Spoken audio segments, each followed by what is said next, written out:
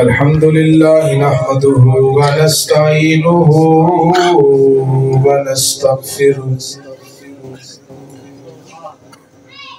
ونستغفره ونؤمن به ونتوكل عليه ونعوذ بالله من شرور أنفسنا ومن سيئات أعمالنا من يهده الله فلا مضل له ومن يضلله فلا هادي له ونشهد أن لا إله إلا الله وحده لا شريك له ونشهد أن سيدنا محمدا عبده ورسوله قال الله تبارك وتعالى في الكلام المجيد والفرقان الحميد قل إنما أنا بشر مثلكم يوحى إلي أنما إلهكم إله واحد قال الله تبارك وتعالى في مقام آخر قد جاءكم من الله نور وكتاب مبين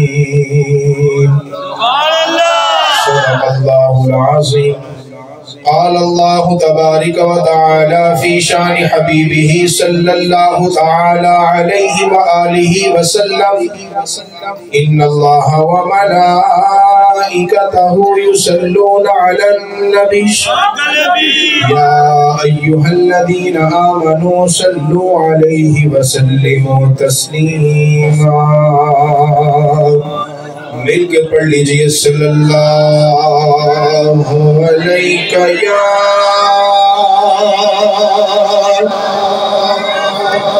رسول اللہ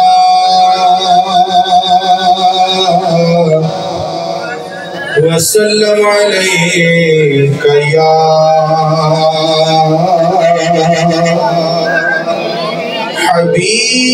حبیب اللہ مت پوچھئے کہ کیا ہے سرکار کی گلی میں مت پوچھئے کہ کیا ہے سرکار کی گلی میں ایک جشن سا سما ہے سرکار کی گلی میں ایک جشن سا سما ہے سرکار جڑا مان گیا پڑھ لے ایک جشن سا سما ہے سرکار ایسا بھی آپ نے پہلے سنا لیکن اب ایسا نہیں سننا ایک جشن سا سما ہے سرکار ایک جشن سا سما ہے سرکار کی لطف و عطا کی اس میں برسات ہو گئی ہے لطف و عطا کی اس میں برسات ہو گئی ہے جو شخص آ گیا ہے سرکار کی گلی میں، جو شخص آ گیا ہے سرکار، مانتے ہو نا اس گانوں، جو شخص میں پھر پڑھ لگا، لطف و امان کی اس پر برسات ہو گئی ہے، جو شخص آ گیا ہے سرکار کی گلی میں، جو شخص آ گیا ہے سرکار، جلووں کو ڈھونڈنے کو گھر سے گیا تھا تمہیں، جلووں کو ڈھونڈنے کو گھر سے چلا تھا تمہیں، اب خود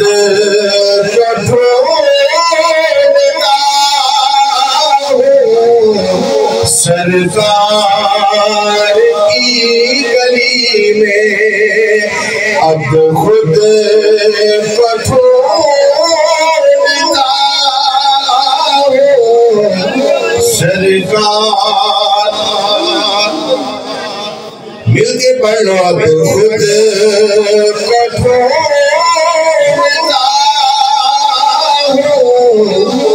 سرکار، کس کس کو میں بتاؤں خود جا کے کوئی دیکھے، کس کس کو میں بتاؤں خود جا کے کوئی دیکھے، جنت کا در کھلا ہے سرکار کی گلی میں، جنت کا در کھلا ہے سرکار کی گلی میں، جنت کا در کھلا ہے سرکار کی گلی میں، مت پوچھئے کہ کیا ہے سرکار کی گلی میں، ایک جشن سا سما ہے سرکار کی، ایک جشن سا سما ہے سرکار، ایک جشن سا سما ہے سرکار،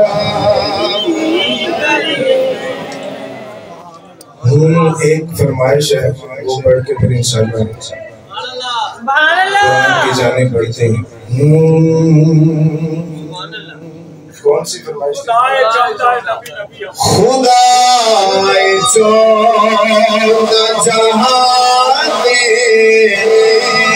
نبی نبی ہو میں، خدائے چودہ جہاں دے نبی نبی ہو میں، نبی چودہ جہاں دے علی علی ہو میں، خدا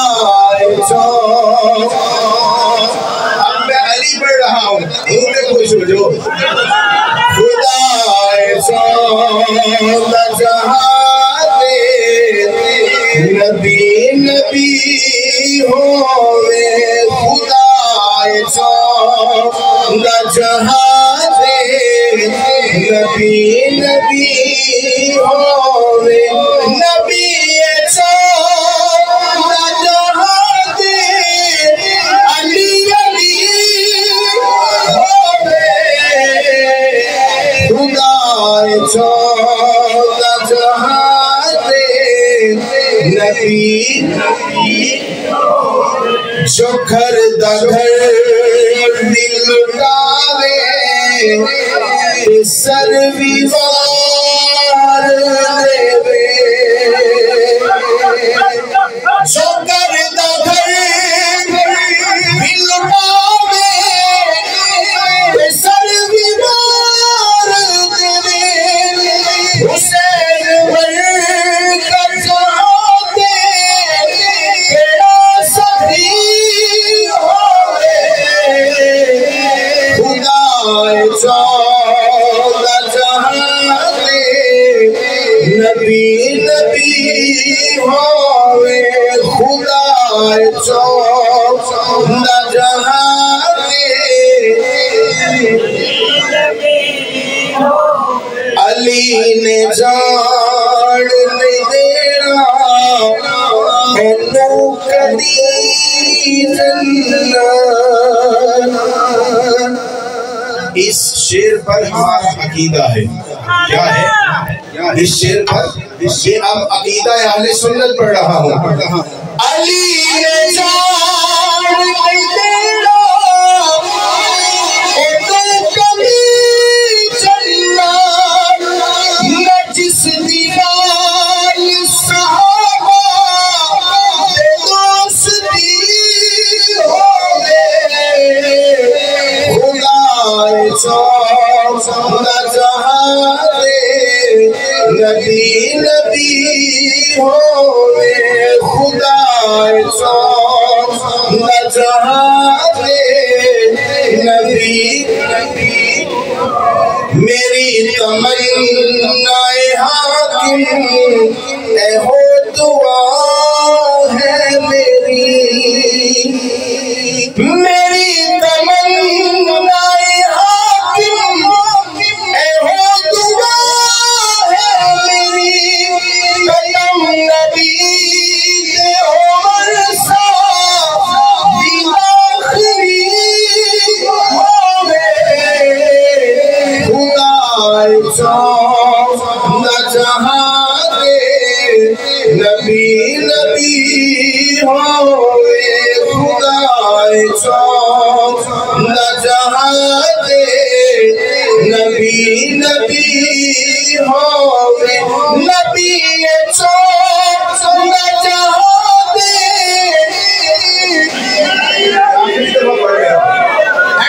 نبی چاندہ جہاں دے زور لاؤ ذرا نبی چاندہ جہاں دے ہوئے خدائے چاندہ خالی ہے یہ اٹھا دے اس کو پیچھے آگے والے لوگ پیچھے والے لوگ آگے آج اس کو سائڈ دے خدائے چاندہ جہاں دے نبی نبی ہوئے خدائے چاندہ جہاں دے نبی نبی ہوئے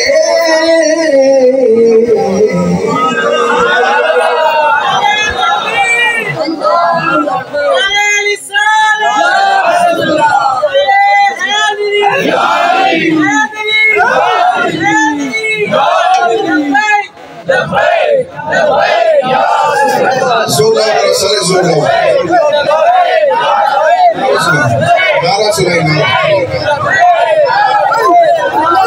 زور لاؤ زور لاؤ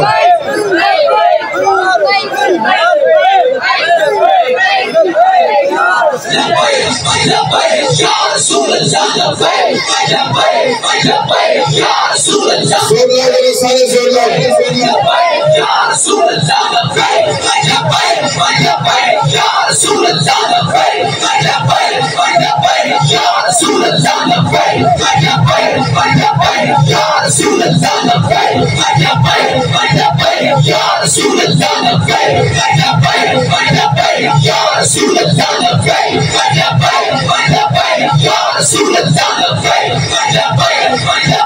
یا رسول اللہ لبیک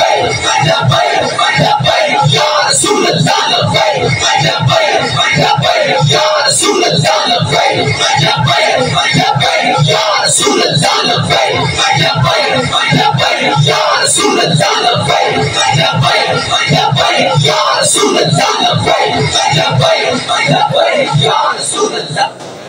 اللہ تعالیٰ کی حمد و ثنا کے بعد حضور نبی اکرم شفیع مکرم نور مجسم حضور سرور کائنات فخر موجودات زینت بزم کائنات غم غسار جہاں سید سربراہ قائد المرسلین خاتم النبیین احمد مجتبی جناب محمد مصطفیٰ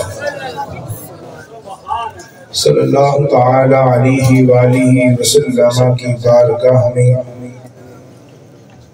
اپنی محبتوں کا اور چاہتوں کا خراج پیش کرنے کے بعد نہایت ہی واجب الاحترام ذوی الاحتشام برادران اسلام،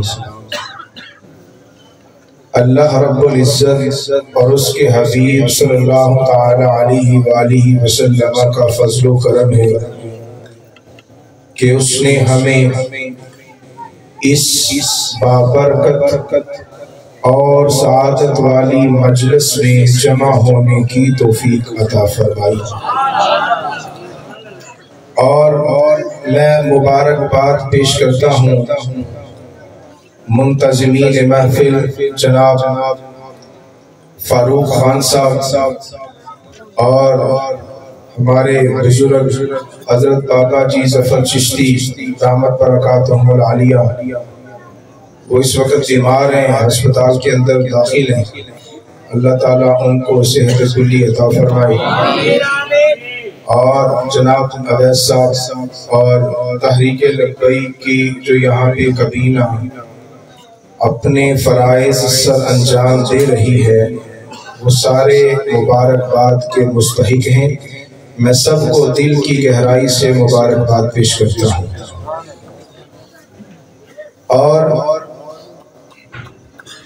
اللہ تعالیٰ سے میری دعا بھی ہے کہ اللہ تعالیٰ یہ تمام انتظام و انصرام اور تمام کاوشیں جو آقا اسلام کی محفل میلاد کو سجانے میں کی گئیں، جن دوست احباب نے حصہ لیا، اپنا حصہ ڈالا، اور جو بھی کاوش کی، اللہ سب کی کاوشوں کو، سب کی حاضری اور شرکت کو اپنی بلند و بارگاہ میں قبول و منظور فرمائے، اور آج کا ہمارا ذکر اپنی بارگاہ میں پسند فرمائے۔ بلا تاخیر آپ حضرات کے سامنے دو جگہ سے قرآن مجید کی آیات کو پڑھنے کا شرف حاصل رہا۔ پہلی آیت میں اللہ تعالیٰ نے اپنے حبیب کی بشریت کا اعلان فرمایا، کیا؟ بشریت مصطفیٰ صلی اللہ تعالی علیہ وآلہ وسلم کا اعلان قرآن میں اللہ نے کیا۔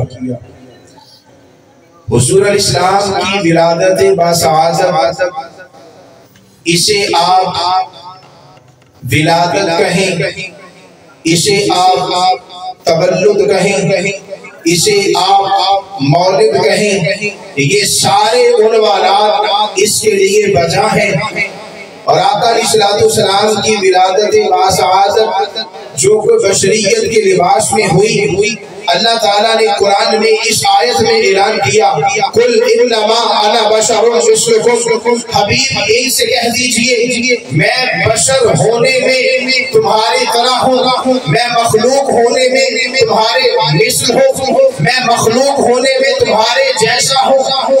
آقا الاسلام نے رب کے کہنے پہ اعلان کر دیا۔ اب اردو زبان کے اندر میلاد کا، ولادت کا، تولد کا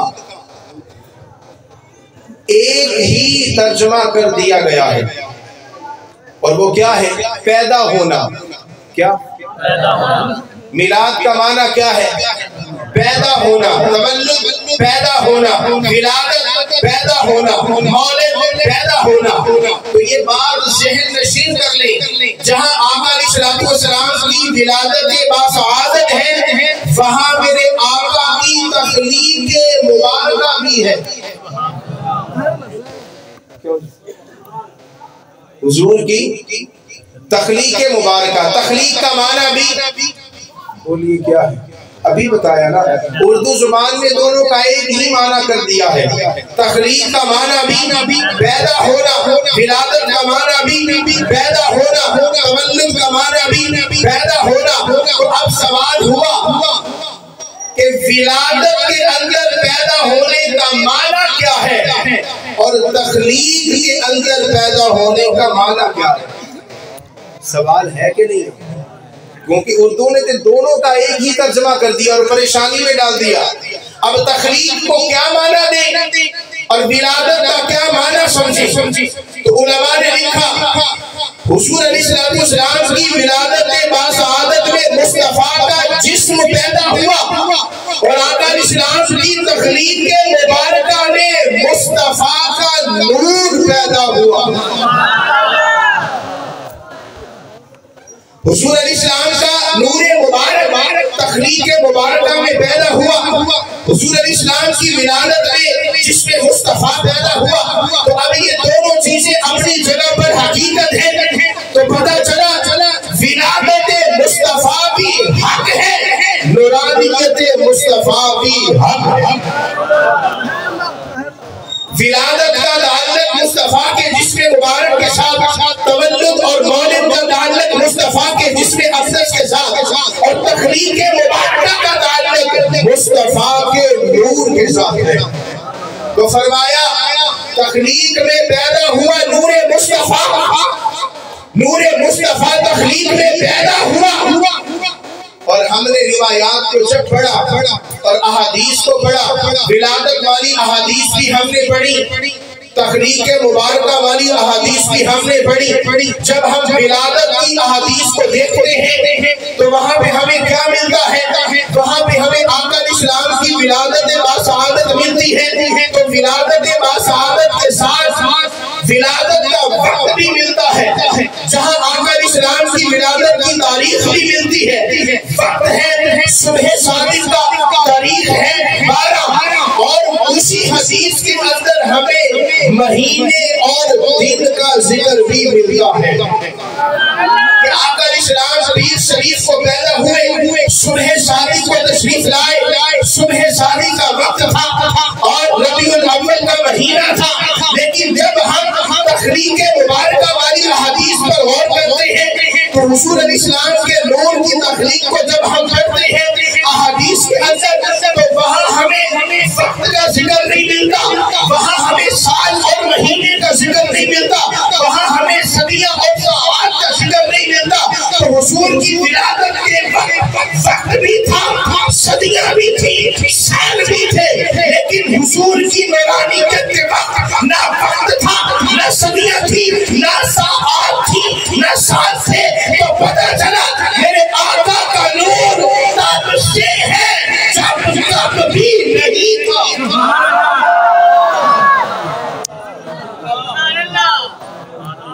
کیوں جی؟ حضور علیہ السلام کا نور تب سے جب کعب بھی نہیں تھا۔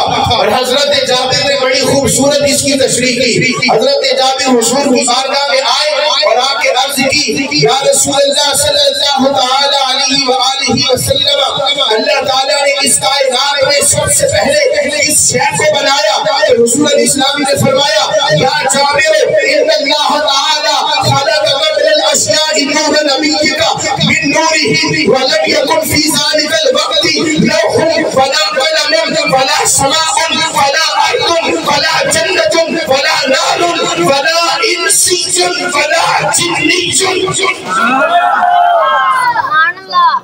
آقا علیہ السلام نے فرمایا جابر اللہ تعالیٰ نے اس کائنات میں سب سے پہلے تیرے نبی کے نور کو اپنے نور سے پیدا فرمایا اور پھر وہ نور اللہ کی مشیت سے جہاں چاہتا سیر کرتا رہا اور فرمایا یہ وہ وقت تھا جب نہ لوگ تھی نہ قلم تھا نہ آسمان تھا نہ زمین تھی نہ چاند تھا نہ ستارے تھے ارے کچھ بھی نہیں تھا یا جلوائے خدا تھا یا نور محمد مصطفیٰ تھا.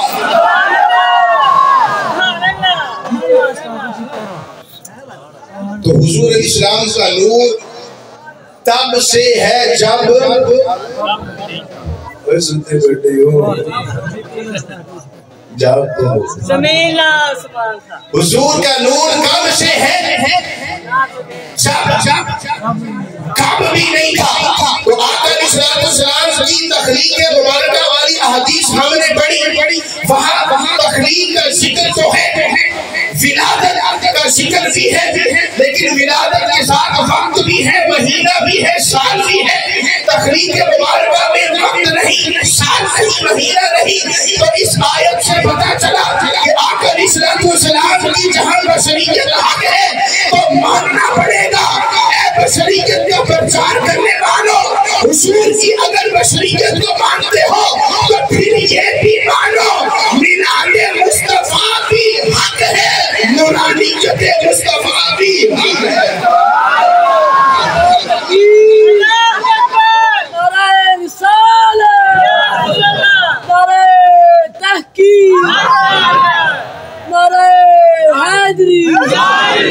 اچھا ہمارے معاشرے میں ایک طبقہ ہے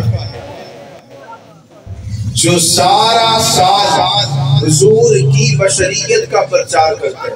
حضور ہمارے جیسے بشر تھے ہمارے جیسے تھے ان کی بھی دو آنکھیں تھیں نعوذ باللہ ہماری بھی دو آنکھیں ہیں ان کے بھی دو ہاتھ تھے نعوذ باللہ ہمارے بھی دو ہاتھ ہیں. حضور ہمارے جیسے بشر ہیں. یہ سارا سال کچھ لوگ حضور کی بشریت کا پرچار کرتے ہیں تو ایک طرف بشریت کا پرچار ہے دوسری طرف میلاد کا انکار ہے.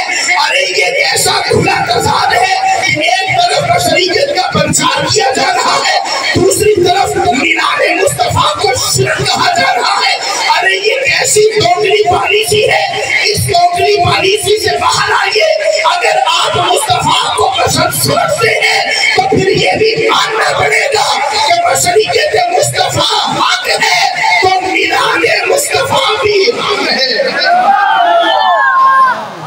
کیوں جی اوے میلاد دا تعلق دے بشریت دے نالے اور یہاں پہ سب شرک عجیب معاملہ ہے. سارا سال یہ بشریت کا پرچار کرتے ہیں حضور ہمارے جیسے حضور ہمارے جیسے. اور قرآن کی یہ آیت جو آپ کے سامنے پڑھی ہے یہ میں نے آج اسی لیے پڑھی ہے کہ قرآن اس آیت میں کیا کہنا چاہتا ہے. کیا حضور واقعی ہمارے جیسے ہیں؟ ثابت میں ہی کرنا ہے تسی صرف سننا ہے. ٹھیک ہاں جی کوشش کرنا کہ کر جاؤں. اگر حضور کی نگاہ رہی کہ کر ہی جاؤں.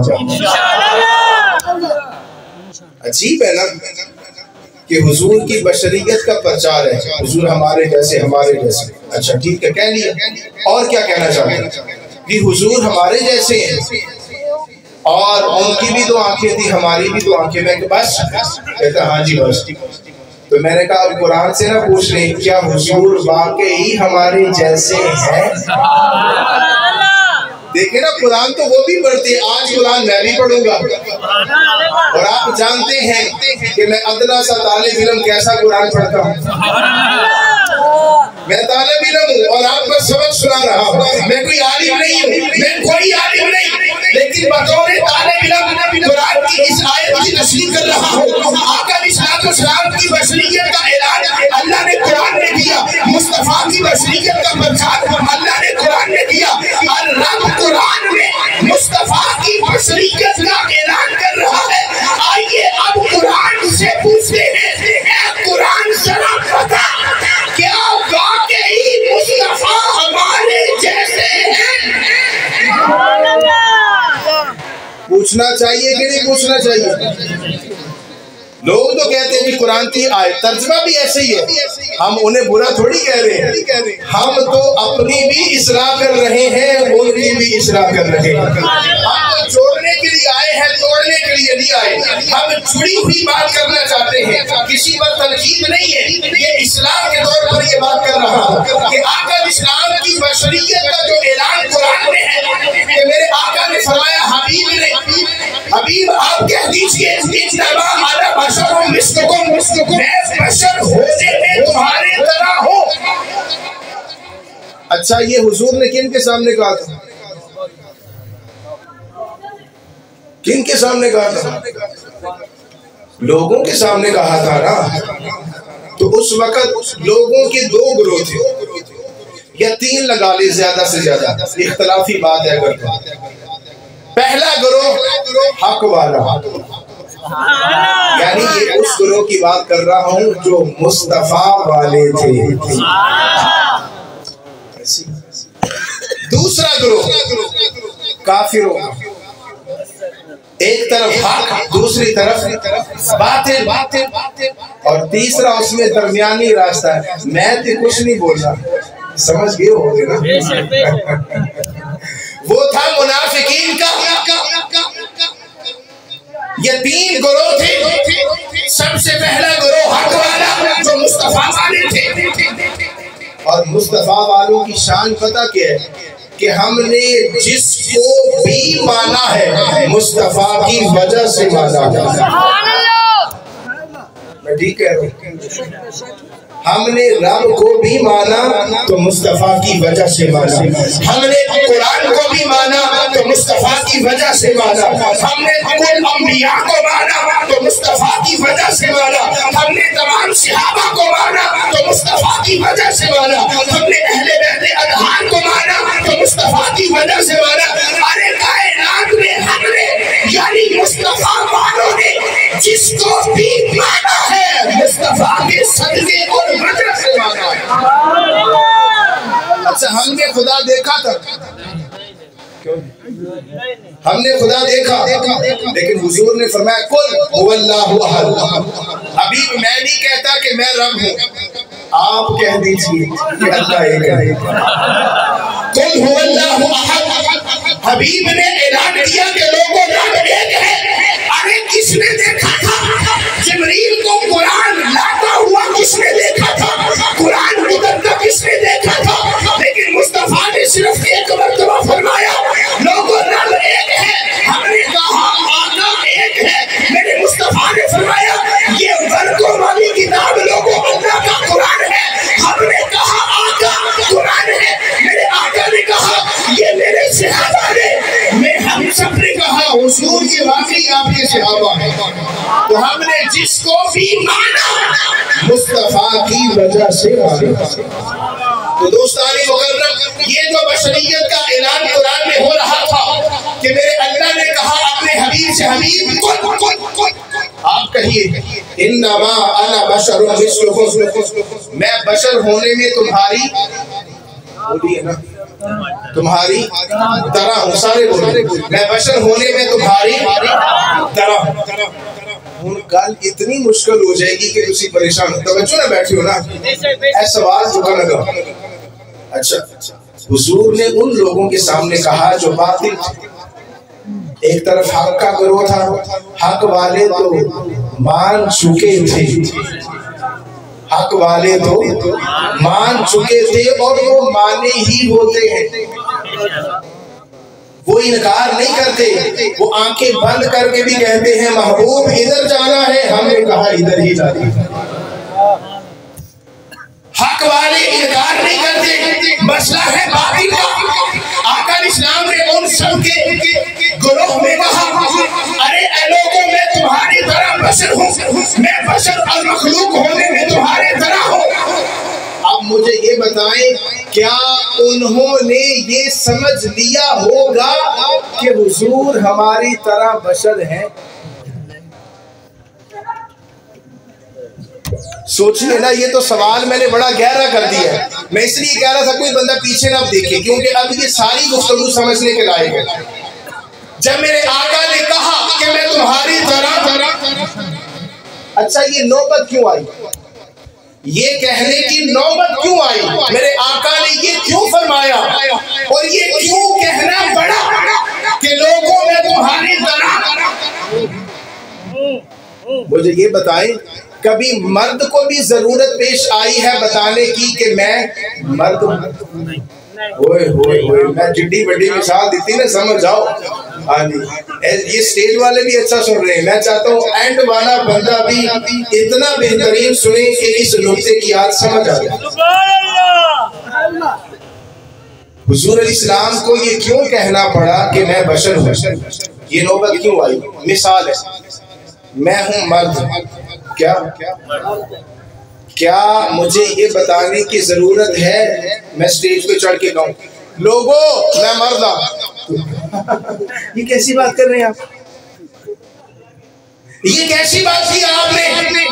اچھا اگر کوئی خطیب یہاں پہ آ جائے اور وہ سٹیج پر چڑھ کر یہ کہے میں کراچی سے آیا ہوں صرف یہ بتانے کہ امیر حمزہ سٹریٹ والی گلی میں طارق شہید روڈ میں محفل میلاد مصطفیٰ ہو رہی ہے، آپ کہیں گے اتنی دور سے صرف ہمیں یہ بتانے آیا ہے؟ اتنی دور سے یہ بتانے کے لیے تو علم بھی نہیں چاہیے تھا، اس بات کو بتانے کے لیے تو وقت بھی نہیں چاہیے تھا، اعلان بھی کرنے کی ضرورت نہیں تھی۔ تو یہ علامہ صاحب کہہ رہے ہیں میں کراچی سے آیا صرف یہ بتانے کہ اس جگہ محفل ہے، تو آپ کیا کہیں گے یار پاگل ہے، عجیب بات کرتے ہیں۔ یہ بتانے کی ضرورت کیا ہے؟ سب کو پتا نہیں کہ آج طارق شہید روڈ پر محفل میلاد ہے، پتا تھا کہ نہیں پتا تھا؟ اس محفل کا انعقاد کرنے سے پہلے بینرز لگے تھے کہ نہیں؟ فلیکسز لگی تھی کہ نہیں؟ اعلان ہوا تھا کہ نہیں؟ تو سب کو پتا تھا۔ ارے جس چیز کا سب کو پتا ہو اور جو چیز ثابت شدہ ہو اسے بتانے کی ضرورت تو کیا آقا علیہ السلام کی بشریت ان کے سامنے نہیں تھی جنہیں میرے آقا فرما رہے تھے کہ میں تمہارے طرح بشر ہوں؟ کیوں نہیں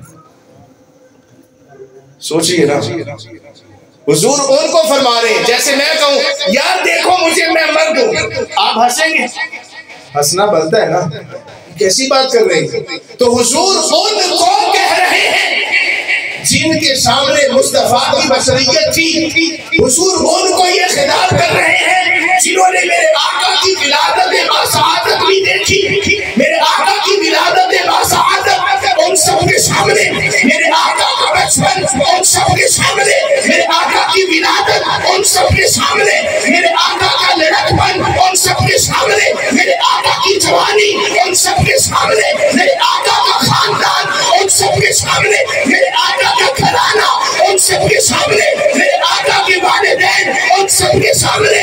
ارے پھر کیا ضرورت پیش آئی ہوگی کہ ساتوں آسمانوں پر جبریل کی آیت لے کر اترنا ہے اور حبیب کو کہنا ہے آپ قرآن میں اعلان کر دیجئے کہ میں بشر ہونے میں تمہاری طرح ہوں۔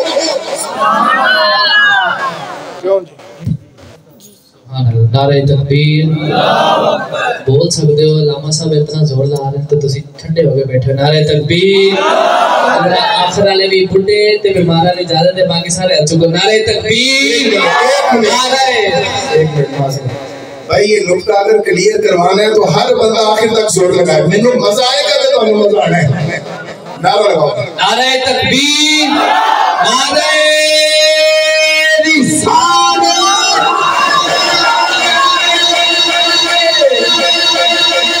نعرہ رسالت، نعرہ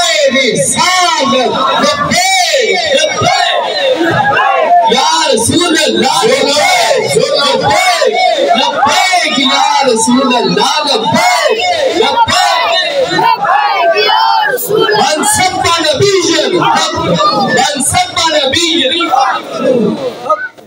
अब क्या जरूरत पेश आई?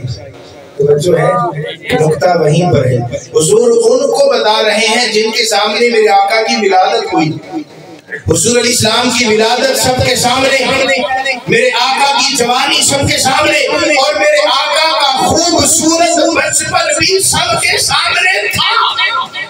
फिर मेरे आका ने उन्हें क्यों कहा कि मैं बशर होने में तुम्हारी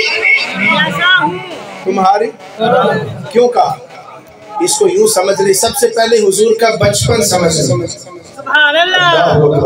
जब बचपन मुस्तफा समझेंगे तो जवानी ये मुस्तफा समझ आ जाएगी, मुस्तफा का शबाब समझ आ जाएगा, हुजूर अलैहिस्सलाम की बशरियत समझ में आ जाएगी। तो आका अलैहिस्सलाम ने उनसे कहा जिनके सामने बचपन भी था, विलादत भी थी, सब कुछ था, जवानी भी थी, हर चीज थी, फिर भी मेरे आका ने कहा मेरा सब कुछ तुमने देखा है, लेकिन मैं फिर भी कहता हूँ मैं बशर होने में तुम्हारी।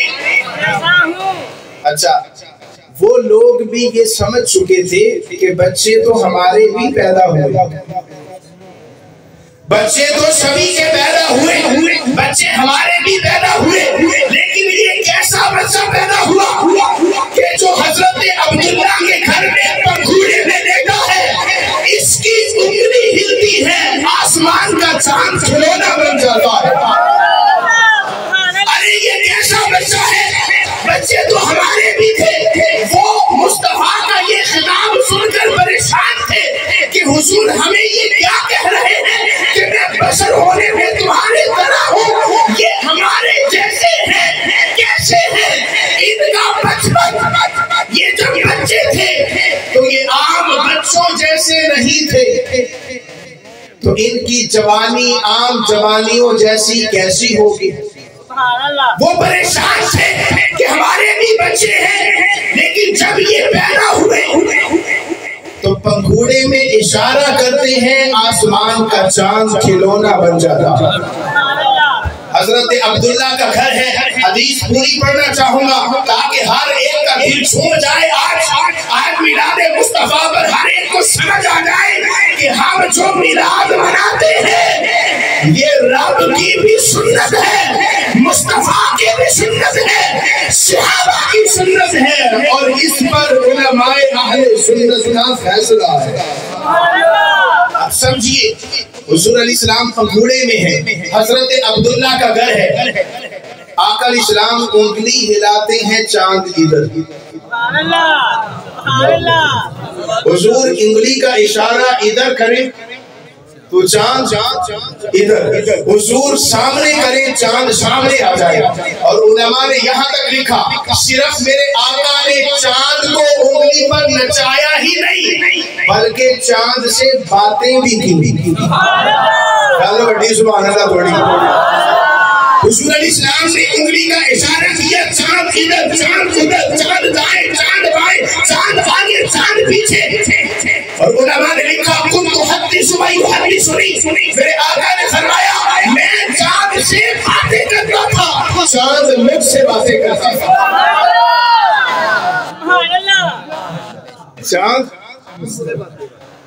चांद कितनी बुलंदी पे है? मैं साइंसी तरीके से इसकी सर्च करना चाहता हूँ। मैं फिजिक्स बड़ी अच्छी तरह पढ़ाई है अल्हम्दुलिल्लाह, यूनिक कॉलेज में लेक्चरर भी रहा हूँ मैं। अच्छा, साइंस क्या कहती है? साइंस चांद के बारे में क्या कहती? करोड़ों मील की बुलंदी पे है कि नहीं? ऐसी बहुत दूर है हमसे, लेकिन हुजूर क्या फरमा रहे हैं? बचपन है, अभी इब्तदाई लम्हात है, अभी जवानी नहीं आई, अभी शबाब नहीं आया मुस्तफा का। अरे वो काफिर यही देखकर परेशान थे कि बच्चे तो हमारे भी हुए, ये कैसा बच्चा है पंखुड़े में बैठकर चांद को खिलौना बना रहा है, ये कैसा बच्चा है? वो परेशान थे। और आका इस्लाम फरमाते मैंने चांद से बातें की, चांद ने मुझसे बातें की। अब इतनी बुलंदी पर है चांद। लोग कहते हैं जी آپ حضور کو پکارتے ہیں یا رسول اللہ المدد یا رسول اللہ، حضور اتنی دور سے کیسے سن سکتے؟ حضور ہے گنبد خضرا میں تشریف فرما اپنے جسم مبارک کے ساتھ، اور روحانی طور پر عقیدہ اہل سنت کے مطابق ہر جگہ ہے، جسم اقدس کے ساتھ گنبد خضرا میں ہے، اپنی روح اور اپنے فیض کے ساتھ ہر جگہ پر ہے۔ وہ کہتے ہیں تم جنہیں پکارتے ہو وہ وہاں سے نہیں سن سکتے اتنی دور، تو میں کہتا ہوں ٹھیک ہے تم یہ اعتراض اپنے پاس سنبھال کر رکھو، لیکن ہمیں صرف یہ بات بتا دو کہ یہ جو حدیث ہے یہ علماء کے نزدیک متفق علیہ حدیث ہے، اس حدیث کے اندر کسی کا اختلاف نہیں ہے، اس حدیث کا راوی بھی مضبوط ہے، روایت بھی مضبوط ہے، راوی بھی مضبوط، اور کہتے ہیں بخاری میں دکھاؤ، کیا دکھاؤ؟ سنیے اب دیکھ کے جائیے گا نا۔ آقا علیہ الصلوۃ والسلام نے فرمایا میں نے چاند سے باتیں کی، چاند نے مجھ سے کی، اب وہ لوگ مجھے سامنے آ کر بتائیں جو حضور کے سننے پر اعتراض کرتے ہیں اور ہمارے پکارنے پر کرتے ہیں کہ تم یا رسول اللہ مدد کیوں کہتے ہو، تم اتنی دور سے کیوں پکارتے ہو، صرف اللہ پکار سنتا ہے، صرف رب سنتا ہے، رب جواب دے سکتا ہے، تو میں کہ جاننے والے کی خیال ہے تیرا کہ مصطفیٰ کی ابھی جوانی بھی نہیں، مصطفیٰ کا ابھی بچپن ہے اور بچپن کے ابتدائی دن ہے، لیکن چاند کروڑوں میل کی بلندی پر ہے، میرے آقا اشارہ کرتے ہیں چاند ادھر آ جاتا ہے، میرے آقا اشارہ ادھر کرتے ہیں چاند ادھر آ جاتا ہے، اتنی بلندی پر میرے آقا پنگھوڑے میں بیٹھ کر چاند سے باتیں کرتے ہیں، چاند اتنی بلندی پر مصطفیٰ کی آواز سن بھی لیتا ہے، جواب بھی دے دیتا ہے۔ سبحان اللہ، تکبیر، نعرہ رسالت، عظمت و شان مصطفیٰ، عظمت و شان مصطفیٰ، تاجدار ختم نبوت، علماء اہل سنت۔ وانڈ نہیں ہو رہی بندے کو، کہتے جی وانڈ نہیں، کیوں جی زہر صاحب وانڈ ہوئی کہ نہ ہوئی؟ اور وانڈ ہے کہ نہیں؟ اس کو کوئی رد کر کے دکھائے کہ حضور اتنی بلندی پر چاند سے بات کر رہے ہیں، چاند سن بھی رہا ہے، چاند دیکھ بھی رہا ہے۔ مجھے یہ بتائیں چاند کی آنکھیں ہیں؟ کیوں نہیں؟ آپ بتائیں۔ چاند کی آنکھیں نہیں ہیں، کان ہے سننے کے لیے، نہ آنکھیں ہیں نہ کان ہیں، تو کیا خیال ہے چاند نے کیسے دیکھا ہوگا اور کیسے سنا ہوگا؟ کیا آپ اس کے اندر چاند کا کمال سمجھتے ہیں کہ اتنی بلندی پر چاند نے سن لیا اور مصطفیٰ کا اشارہ دیکھ لیا؟ ارے نانا، کوئی اس وہم و گمان میں نہ رہے کہ یہ چاند کا کمال تھا کہ اتنی بلندی پر چاند نے مصطفیٰ کا اشارہ دیکھ لیا، مصطفیٰ کی گفتگو سن لی۔ میرا ایمان یہ ہے کہ مصطفیٰ نے جب چاند پر اپنی نگاہ نبوت ڈالی ہوگی تو چاند کو دیکھنا بھی آ گیا ہوگا، سننا بھی آ گیا ہوگا۔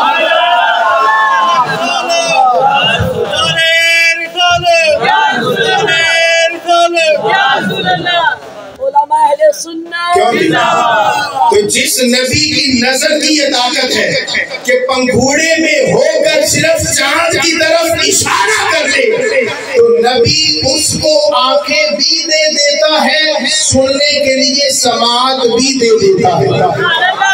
کہتے ہیں جی نبی کچھ نہیں دے سکتا، تو میں کیا چانلوں دیتا کہ نہیں دیتا؟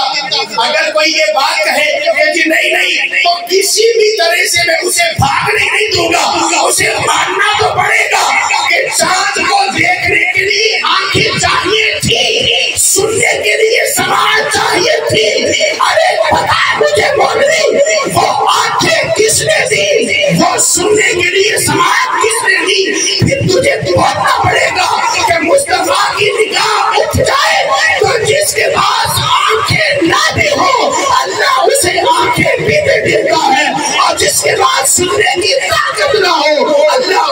सुनने की ताकत भी दे देता है। तो चांद को दे दी मेरे आका ने आंखें भी और समाअत भी। तो अगर पाकिस्तान के लोग इस रोड पर बैठकर मुस्तफा को पुकारे, ठीक ख्याल है, अल्लाह अकबर, गाल बड़ी है। नारे रिसालत, नारे रिसालत, नारे तहकीक, नारे हैदरी। अभी बात पहुंची है बचपन तक। अभी मैं बचपन हूँ, हुजूर उनके सामने ये बयान कर रहे हैं, अरे मैं तुम्हारे तरह बशर हूँ जिन्होंने मुस्तफा का बचपन देख लिया है, मुस्तफा की जवानी उनके सामने है। मुझे ये बताएं, कभी ये भी बताने की जरूरत पेश आई कि रात है? सबको पता है कि नहीं? अच्छा, ये कोई कह सकता है कि जी इसलिए पता चला था कि लोग सो गए, पता चल गया रात हो गई, क्या ये निशानी है रात हो गई? लोग सो चुके, पता चल गया रात हो गई, कोई बोल नहीं रहा, सन्नाटा है, पता चल गया रात हो गई। अरे रात वो खुली हकीकत है जो साबित शुदा भी है और सबकी आंखों के सामने भी है। तो जो चीज सबकी आंखों के सामने हो उसे बताने की जरूरत रहती है? क्यों जी? फिर क्यों बताया मेरे आका ने कि मैं तुम्हारी तरह? सवाल है खड़ा है तो मैं तशरीह कर छड़ी हटी, जवाब दे के जावांगा भावें मैनू घंटा ही लग जाए, लेकिन मैं ईमान एक दफा हिला के जावांगा ताकि ताज़ी हो जाए मेरा भी और आपका भी। करम तो अल्लाह की जात ने करना है, निगाह मुस्तफा ने करनी है, अल्लाह की मेहरबानी से होगा, मेरा कोई कमाल नहीं। तो आकर इस्लाम उनको बता रहे हैं जिनके सामने सब कुछ था। हुजूर का बचपन चांद से बातें कर रहे हैं, चांद मुस्तफा से बातें कर रहा है। अब आगे चलिए, मुस्तफा की जवानी भी उनके सामने थी। जवानी में फिर आका इस्लाम के मौजज़ात भी अबू जहल ने देखे कि नहीं देखे? अबू लहब ने देखे कि नहीं देखे? उमैया ने देखे कि नहीं देखे? अरे ये जितने कुफारे मक्का थे, ये कुरैश के जितने भी कबीले थे जो गैर मुस्लिम थे, काफिर थे, अरे इन सब के सामने मुस्तफा के मौजज़ात भी थे, मुस्तफा की जवानी भी थी। कभी मेरे आका दरख्त को इशारा कर रहे हैं, दरख्त आकर मुस्तफा की बारगाह में सजदा भी कर रहा है, दुरूद और सलाम भी पढ़ रहा है। हुजूर अगर बाहर तशरीफ ले जाए धूप में तो बादल साया कर देते हैं, हुजूर अगर बाहर आ जाए तो बादल साया करता है। अरे मुझे बताए कोई मुफ्ती, कोई आलिम कितने ऐसे होंगे जो बाहर निकले तो बादल उन पर साया कर दे? अरे मुझे कोई आलिम बताए कि कितने ऐसे होंगे कि अगर वो किसी दरख्त को बुलाए तो दरख्त उनके बुलाने पर आ भी जाए और उसका कलमा भी पढ़ना शुरू कर दे। ये है शान मुस्तफा, ये है बशरियत मुस्तफा और यही है मीलाद मुस्तफा। अब वो सब कुछ देख रहे हैं, दरख्त आ रहे हैं, कंकरियां भी कलमा पढ़ रही हैं, सब कुछ उनके सामने है। तो हुजूर उनको बयान कर रहे हैं जिनके सामने सब कुछ था। अकल ये कहती है जब सब कुछ सामने हो फिर बताने की जरूरत नहीं है। अकल यही कहती है ना, आज लोग अकल पर जाते हैं। अब मेरी अकल से मसला नहीं आया, मेरी अकल में ये बात नहीं आई, तो भाई कुरान को जरा दिल से पढ़ो। कभी कभी कुरान अकल में नहीं आता, दिल में बड़ी जल्दी आ जाता है। क्यों?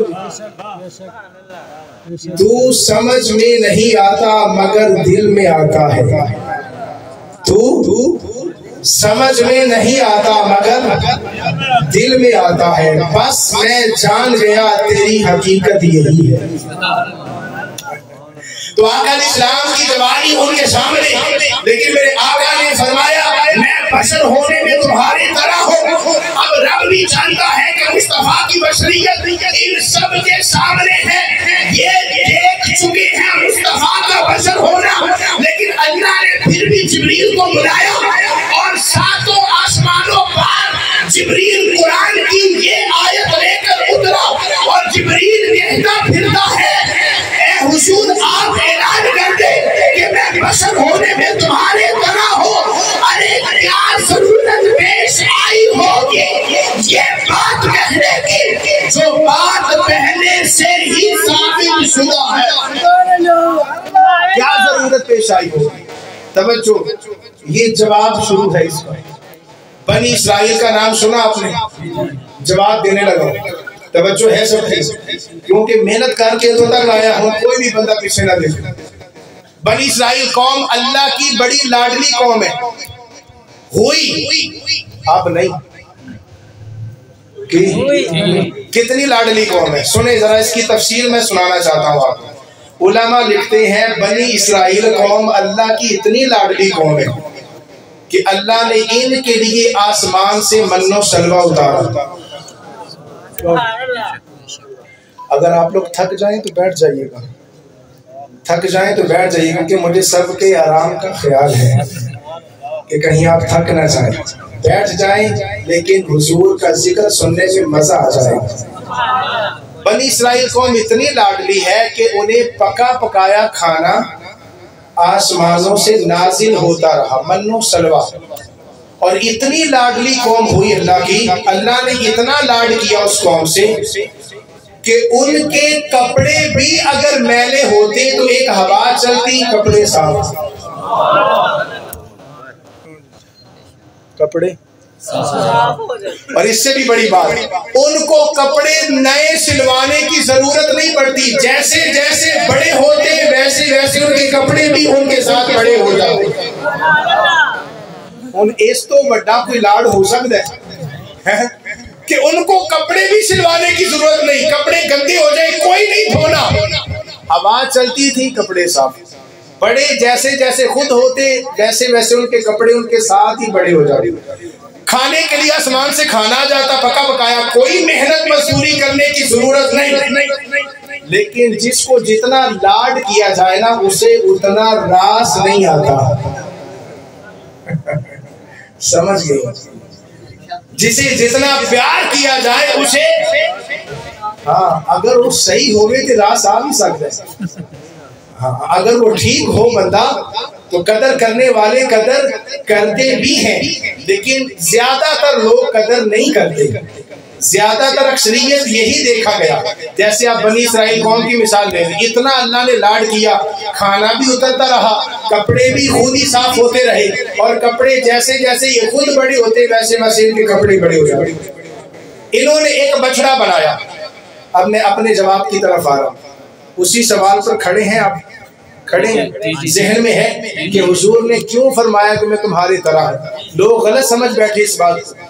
आज मैं इस गलत फहमी को दूर करने के लिए आया कि खुदारा इस गलत फहमी में ना जाए कि हुजूर हमारे जैसे हैं। जब उन्होंने नहीं समझा कि हुजूर हमारे जैसे हैं तो 1400 साल बाद वाला मौलवी मिंबर पे बैठ के ये क्यों कहे कि हुजूर हमारे जैसे। वो एक काफिर नहीं समझ सके कि हुजूर हमारे जैसे हैं, वो तो परेशान थे ये ऐलान सुनकर कि हुजूर कहते मैं तुम्हारे जैसा हूँ। ना इनका बचपन हमारे बच्चों जैसा है, ना इनकी जवानी हमारी जवानी जैसी। वो परेशान थे इस बात से। बनी इसराइल कौम ने एक बनाया बछड़ा, कैवें सोने चांदी नु जमा किया, ओनू पिघलाया ते उनदे नाल एक बुत बनाया। अच्छा, उस बुत के अंदर हजरत जिब्रील के घोड़े के कदम से लगने वाली मट्टी उस बुत के बनाए हुए मुंह में रखी तो वो बुत बोलने लगा। उसको कहते हैं सामरी का बछड़ा। सामरी जादूगर था बनी इसराइल में, उसने एक बछड़ा बनाया, पूरी कौम को उसके पीछे लगा दिया। अच्छा, जब बुत बोला, कभी बुत बोलता है मुझे बताएं, जिसे खुद ही अपने हाथ से बनाया हो, सामने खड़ा कीता हो, वो तस्वीर से तुझे सामने खड़े हो जाओ, इतनी अकेले बंदे टंगे इनके सामने खड़े हो जाए, बोल भाई, आप हंसे कैसी बात कर रहे हैं, किनको कह रहे हैं, बोले भाई कदों बुत भी बोलिया, लेकिन जब बुत ने उस मट्टी को अपने अंदर महसूस किया तो उसके अंदर जान आ गई। किस मट्टी को? जो जिब्रील के घोड़े के कदम के साथ लगी थी मट्टी। کہ میں کہ جبریل دے کوڑے دے قدمہ چے طاقت ہے کہ جن دے اندر جان ہی نہ ہوئے پھر بھی جان پہ جاندی ہے. تو حضور علیہ السلام کی شان کا عالم کیا ہوگا. یہ تو جبریل کے گھوڑے کے قدم کی برکت بتا رہا ہوں کہ بے جان میں جان آ گئی. اچھا جب جان آئی وہ بولنے لگا, جب بولنے لگا سامری نے کہا وہ دیکھو بچڑا بول رہے, وہ تو بول پہ آتے. پوری قوم اچھا یہ کیسے بولا. سامری نے کہا اے خدائے تائیں گلا کر رہے ہیں, یہ خدا ہے تمہارا. اور موسیٰ علیہ السلام تانوں برگلا کے چلے گئے نے 40 راتاں واسطے. اصل خدا ہے اے تواڈا جڑا تواڈے نال ہن گلاں نہیں کرے گا تے تواڈے مسئلے بھی سیٹ کرے گا. اچھا بچڑا بولا, پوری قوم نے اسے سمجھ لیا, خدا سمجھ لیا. صرف کس کمال سے کہ وہ بولا. صرف بت کے بولنے پر اس قوم نے, ان انسانوں نے اسے خدا سمجھ لیا. اور پھر آگے چلیے, حضرت ابراہیم کا مقابلہ ہوا فرعون کے سامنے, آمنا سامنا ہوا. حضرت ابراہیم نے فرمایا اوے فرعونا میں سنیا تو رب ہون دا دعویٰ کیتا ہے. اس فرعون نے کہا ہاں میں رب ہوں, میں رب ہوں. حضرت ابراہیم نے کیا کہا, آپ نے فرمایا بھائی اگر تو رب ہے تے دس تو کی کر سکنا ہے. اس نے کہا جی آپ کا رب کیا کر سکتے ہیں. حضرت ابراہیم نے فرمایا میرا رب زندگی بھی دیتا ہے موت بھی دیتا ہے. کیا میرا رب زندگی بھی دیتا ہے موت بھی دیتا ہے. فرعون نے کہا کڑی بڑی گل, ایک بندے کو پکڑا, اس کو پھانسی کی سزا ہونے والی تھی, اسے چھوڑ دیا, اور دوسرے کو جو قصوروار بھی نہیں تھا اسے پھانسی کے پھندے پر لٹکا دیا, اور کہنے لگا یہ دیکھو میں نے بھی اس کو زندگی دے دی اور اس کو موت دے دی, یہ کام تو میں بھی کر سکتا ہوں, زندگی میں بھی دے سکتا ہوں, موت میں بھی دے سکتا ہوں. اب قوم تھی بڑی سادہ, حضرت ابراہیم سمجھ گئے یہ بڑا شاطر اور چلاک ہے, یہ قوم کو غرغرا دے گا. حضرت ابراہیم نے پھر اگلا حملہ کیا اور اتنا زبردست وار کیا کہ اس کے ہوش اڑ گئے. آپ نے فرمایا میرے رب کی شان یہ ہے کہ میرا رب روزانہ مشرق سے سورج نکالتا ہے, مغرب میں اسے دبے دیتا ہے. تو اگر رب تے مشرق سے سورج کاٹ تے مغرب سے آنو دبو. اور آپ نے فرمایا میرا رب یہ کام کرتا ہے روزانہ, تجھ سے روزانہ کا بھی مطالبہ نہیں اور 2 مرتبہ کرنے کا بھی مطالبہ نہیں. اگر تو رب ہے تو بس اتنا کر کے دکھا کہ مغرب سے سورج کو نکال کے دکھا. اب جب فرعون نے یہ سنا فَبُهِتَ الَّذِي كَفَرَ, قرآن بولا فَقْلِ بِهَا مِنَ الْمَغْرِبِ فَبُهِتَ الَّذِي كَفَرَ وَاللَّهُ لَا يَهْدِي الْقَوْمَ الظَّالِمِينَ.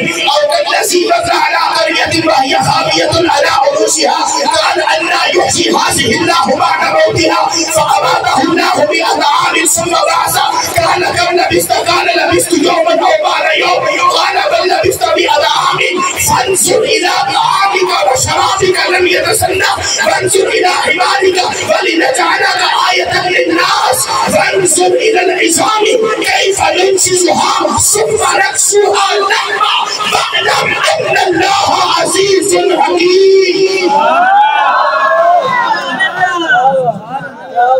قرآن پڑھ لیا طوطا مینا دی کہانی تے سنا نہیں رہا, قرآن پڑھ لیا.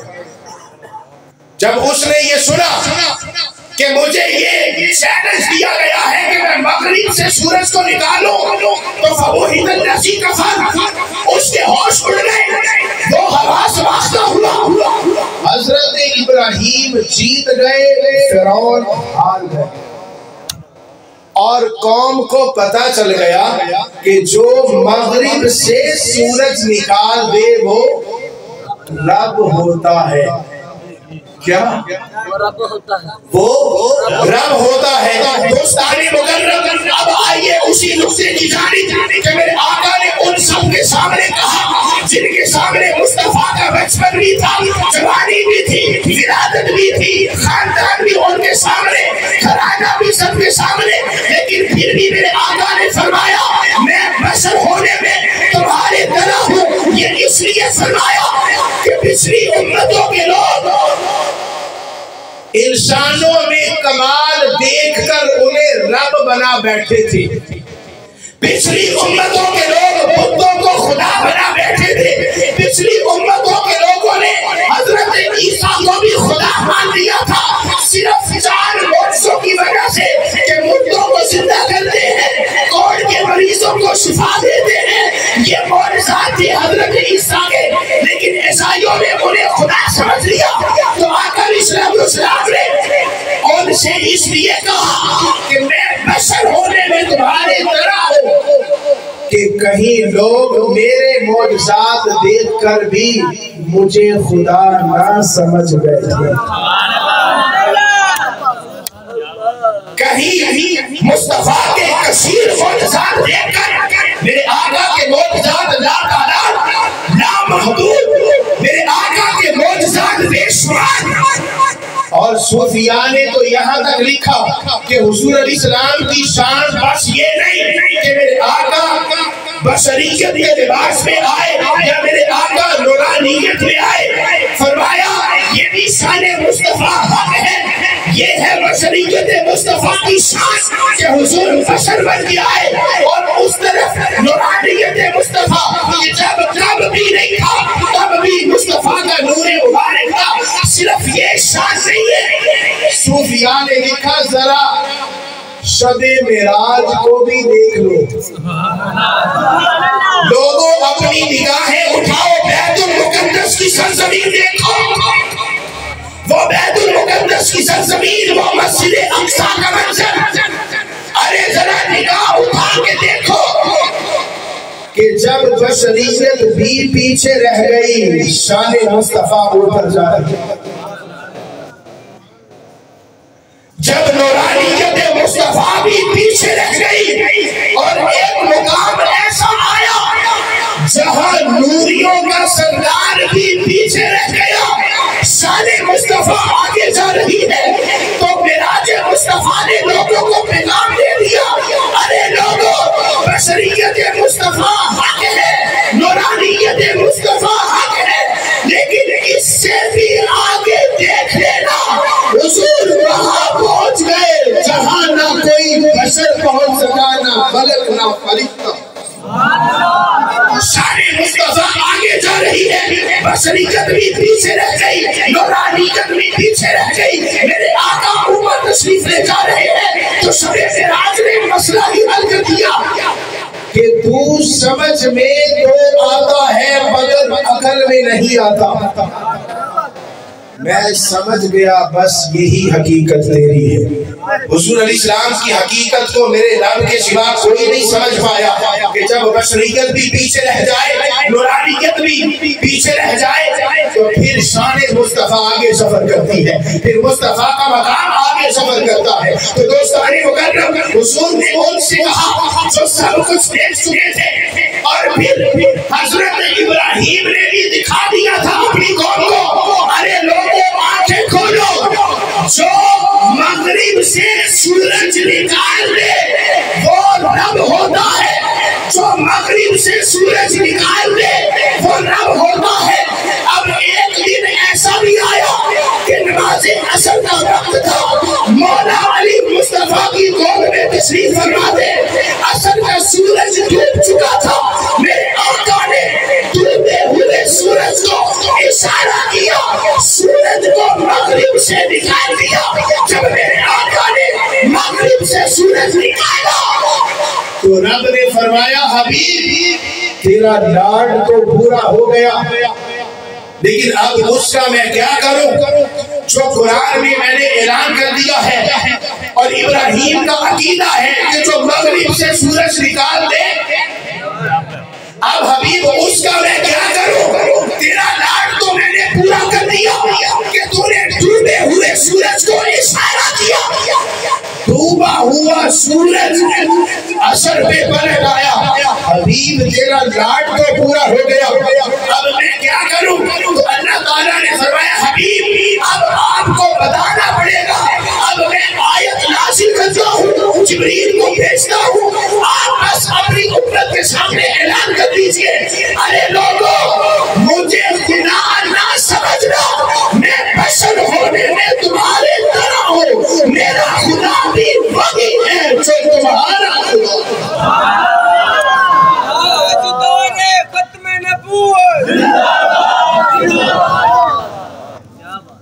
क्यों जी भाई नुक्ता समझ आया? जो मगरिब से सूरज निकाल दे, नारे तकबीर, सारे बोलो मेरा बेट नारे तकबीर।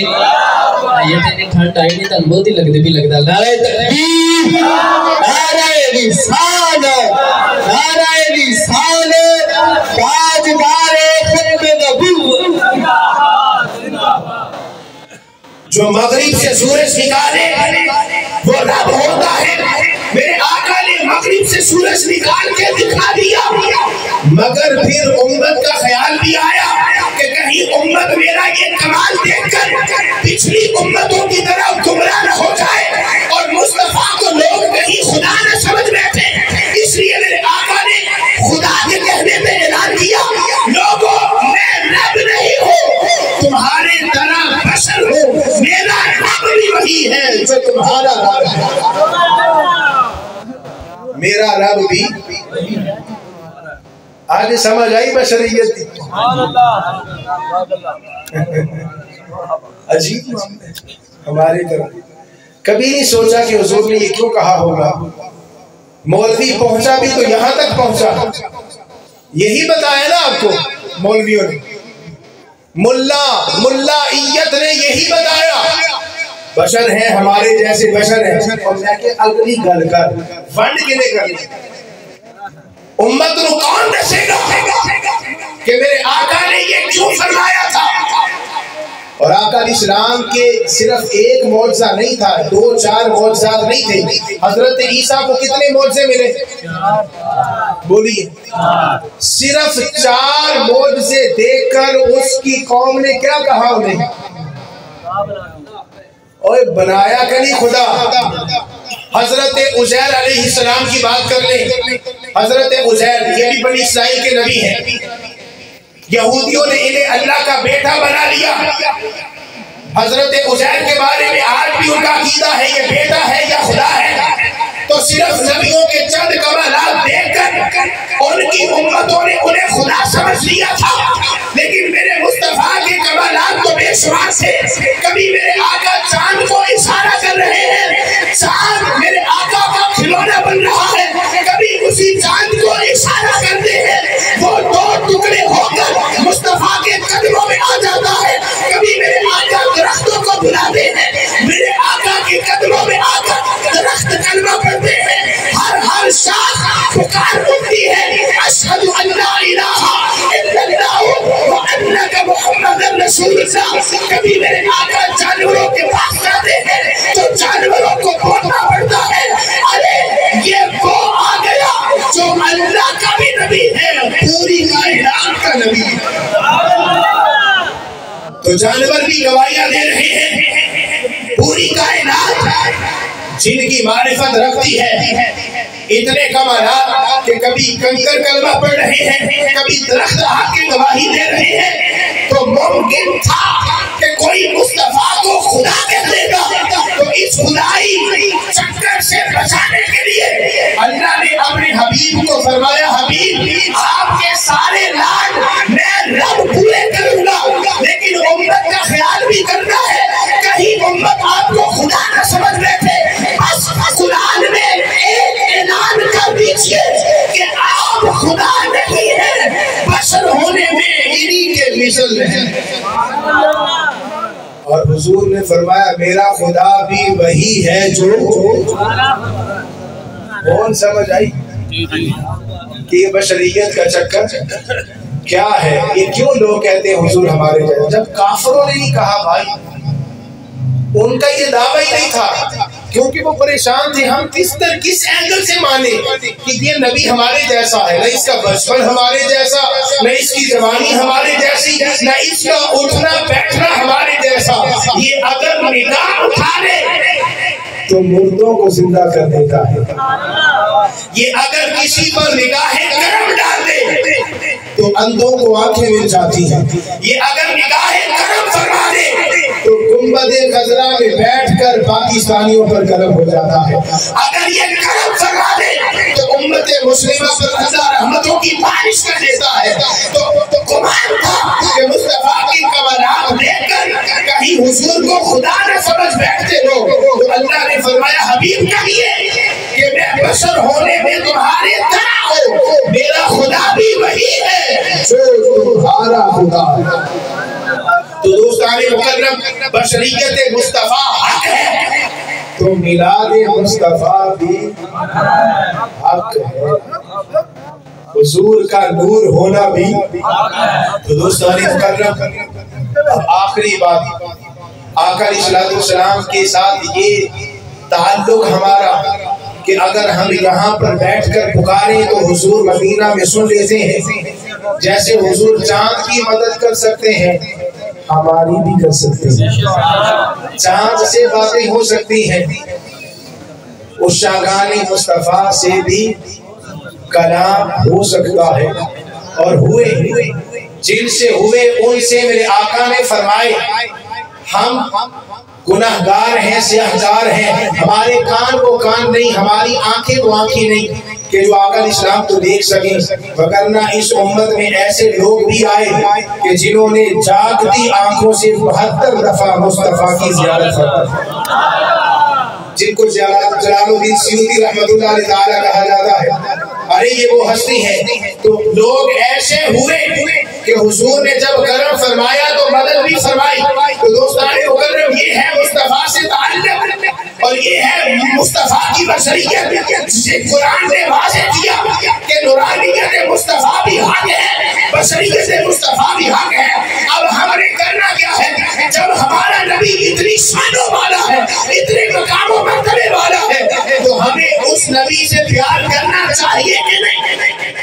और बाबा जी क्या फरमा गए, अरे हुजूर ना इना प्यार करो कि जिदों कब्र ते जाओ ना ते फरिश्तियां नु ऐ ना पूछना पवे कि ये कौन है, बल्कि हुजूर खुद बता दें ये मेरा गुलाम आया है।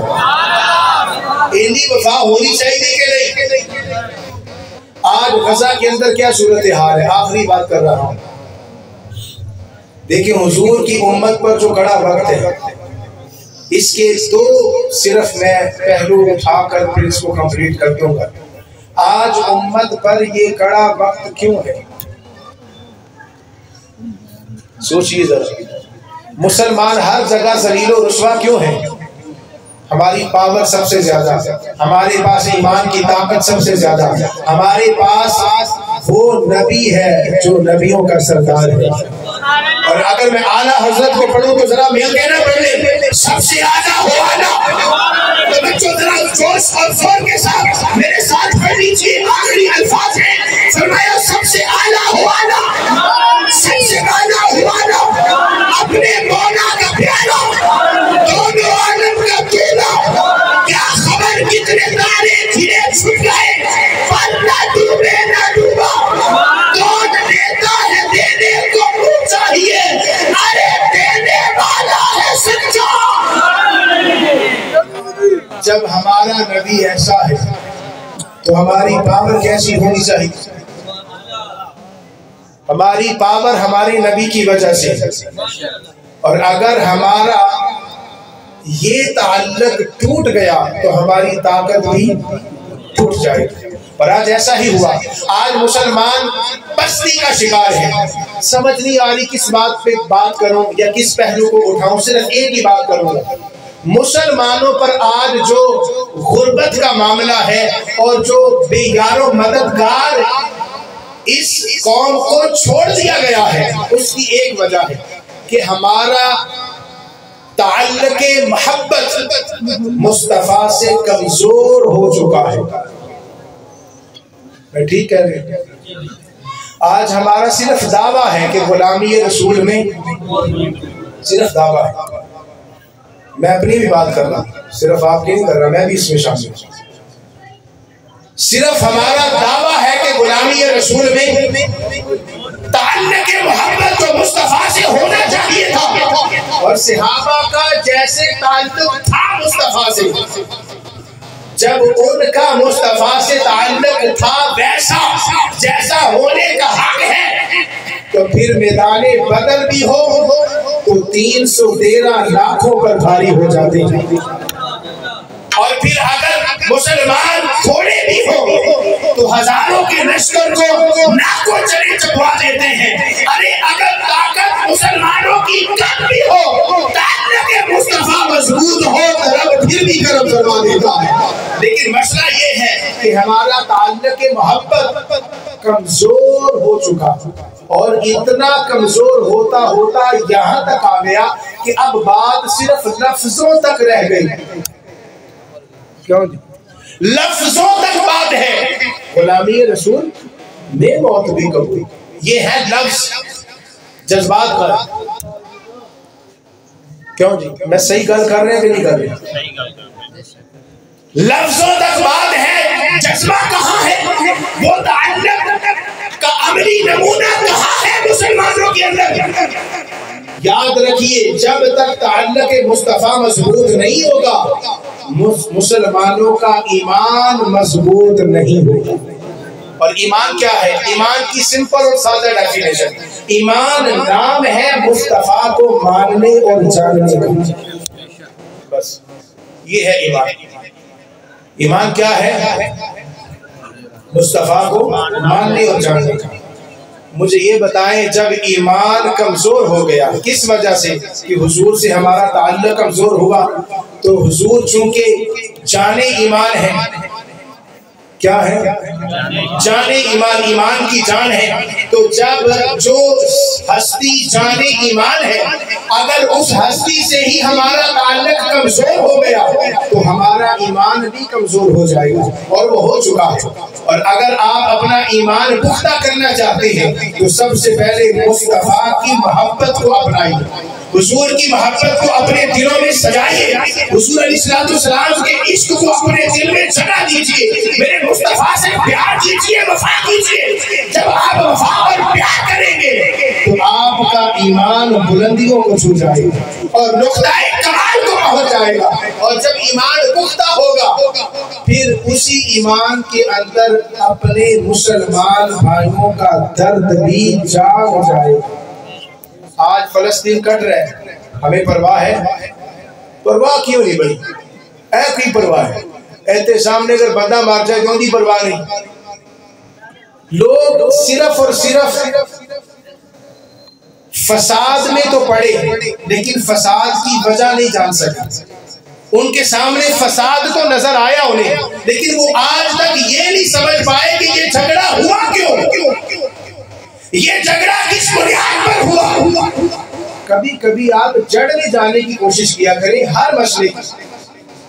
اگر آپ حقیقت سننا پسند کرتے ہیں اور حق سننا پسند کرتے ہیں تو اگر آپ کے ارد گرد کچھ بھی غلط ہو تو اس کی جانچ پڑتال کیا کریں نا. کیوں نہیں کرتے آپ؟ کیا کریں، ضروری ہے، آپ کے ایمان کا حصہ ہے.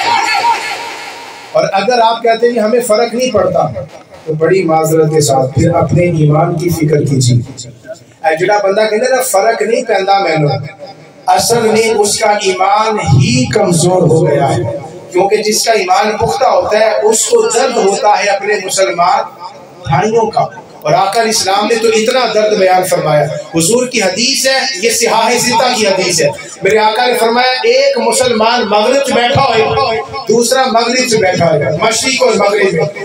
اگر مغرب والے کے پاؤں میں کانٹا بھی چبھ جائے اور مشرق والے کو پتہ چل جائے تو مشرق والا تب تک چین سے نہ بیٹھے جب تک اپنے بھائی کی تکلیف کو دور نہ کرے.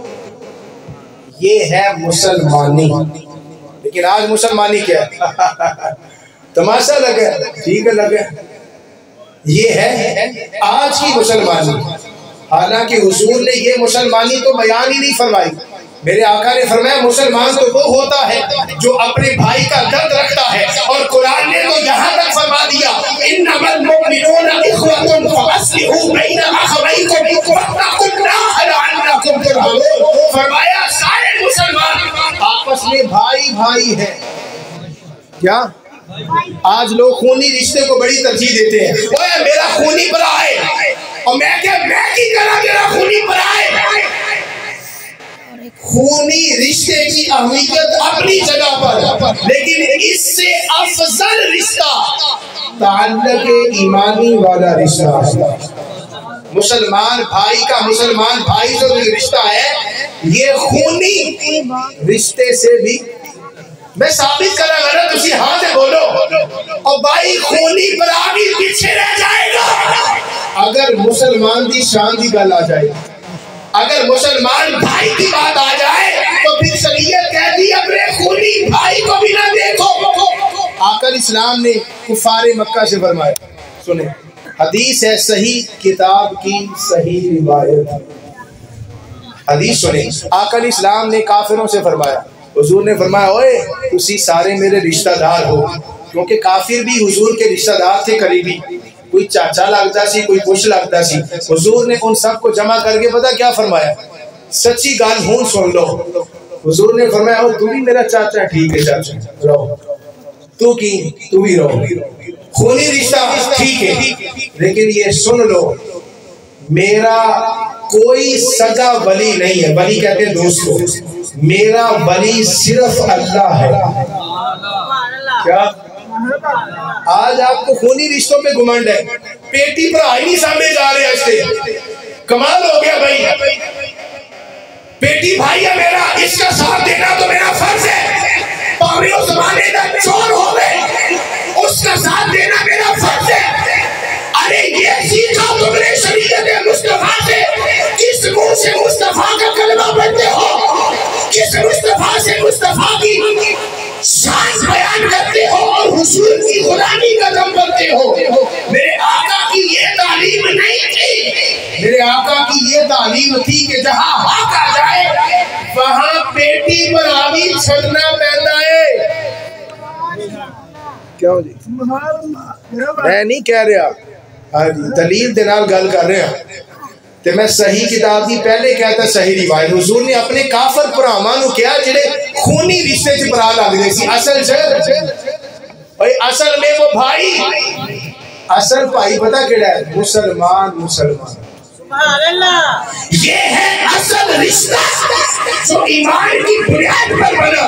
تو جو ایمان کے ساتھ رشتہ بنے وہ خونی رشتوں سے زیادہ اچھا ہوتا ہے, اس کی افضلیت زیادہ ہے. خونی رشتے کی کوئی حیثیت نہیں ایمانی رشتے کے آگے. تو جب ایمانی رشتہ ہمارا فلسطین سے جڑ چکا ہے, اور فلسطین کوئی عام لوگ نہیں, وہ بھائی نبیوں کی اولاد ہے کہ یہ فلسطین کے لوگ نبیوں کے خاندان میں سے ہیں. اور اتنی افضلیت کیا کام ہے کہ ہر نبی کے قدم بیت المقدس کی سرزمین میں چومے ہیں, اور پھر امام الانبیاء کی قدم بوسی کا شرف بھی بیت المقدس کو ملا ہے. تو پھر مجھے بتائیے ان کو تنہا چھوڑنا چاہیے. آقا اسلام نے کیا فرمایا مسجد اقصی کی شان بیان کرتے ہوئے؟ حضور نے فرمایا, یہ بھی بخاری کی حدیث ہے, حضور نے فرمایا 3 جگہوں کی طرف سفر کرنا عبادت ہے. پہلا سفر خانے کعبے کا. اوے جیڑا مسجد حرام دی طرف سفر کرے وہ کی کر رہے ہیں, عبادت کر رہے ہیں اللہ دی. اور فرمایا دوسرا سفر جو مسجد نبی شریف کی جانب حضور کے روزے کی جانب سفر کرے وہ بھی عبادت میں ہے. اور فرمایا تیسرا سفر المسجد الاقصی, جو مسجد اقصی کی طرف سفر کرے اس کا سفر بھی عبادت ہے. تو بھائیو اب رشتہ تو اتنا پختہ ہے, لیکن ہم کیا کر رہے ہیں, مذمتی قرار داتے ہیں. مذمت کرتا ہوں بس یہی رہ گیا. تے ایٹمی طاقت کیوں بنے اسی, زنگ لوان واسطے. हाँ, वो एटमी बम क्यों रखा है हमने? सिर्फ जंग लगवाने के लिए कि बम बना चलाना नहीं। अजीब मामला है। जहां पर ताल्लुक ईमानी की बात आ जाए, हुजूर फरमाते हैं सदा पर आवी छूट जाए, ईमान का रिश्ता ना छूटने पाए। हमारा फलस्तीनियों से रिश्ता खूनी नहीं है, ईमानी रिश्ता है। क्या है? ईमानी। सब बोले फलस्तीनियों से रिश्ता ईमानी है, फलस्तीनियों से रिश्ता, फलस्तीनी हमारे दीनी भाई हैं, फलस्तीनी हमारे, सारे बोले फलस्तीनी हमारे और हम उनके साथ हैं। अगर हुकूमत कुछ करे न करे, अगर तहरीके लब्बैक ही निकल पड़े तो इंशाअल्लाह अगला जुम्मा ही मस्जिद अक्सा पढ़ा। लब्बैक लब्बैक लब्बैक या रसूल अल्लाह, लब्बैक लब्बैक लब्बैक या रसूल अल्लाह, लब्बैक लब्बैक लब्बैक या रसूल अल्लाह, लब्बैक लब्बैक लब्बैक या रसूल अल्लाह। इसलिए अल्लाह ताला से मेरी दुआ है कि अल्लाह ताला आप सबकी हाजिरी और शिरकत, मेरा पढ़ना, आप लोगों का सुनना अपनी असीम बारगाह में कबूल फरमाए। और अल्लाह ताला ये जितना इंतज़ाम किया गया, बड़ी लोग मोहब्बत से आए, मैं सबका दिल से शुक्र अदा करता हूँ। शुक्रिया, सबको थैंक यू बोलता हूँ कि आप सब लोग आए, सुना, जम के सुना, अच्छा सुना। अल्लाह ताला आपका सुनना अपनी बारगाह में कबूल फरमाए और इस महफिल मिलाद को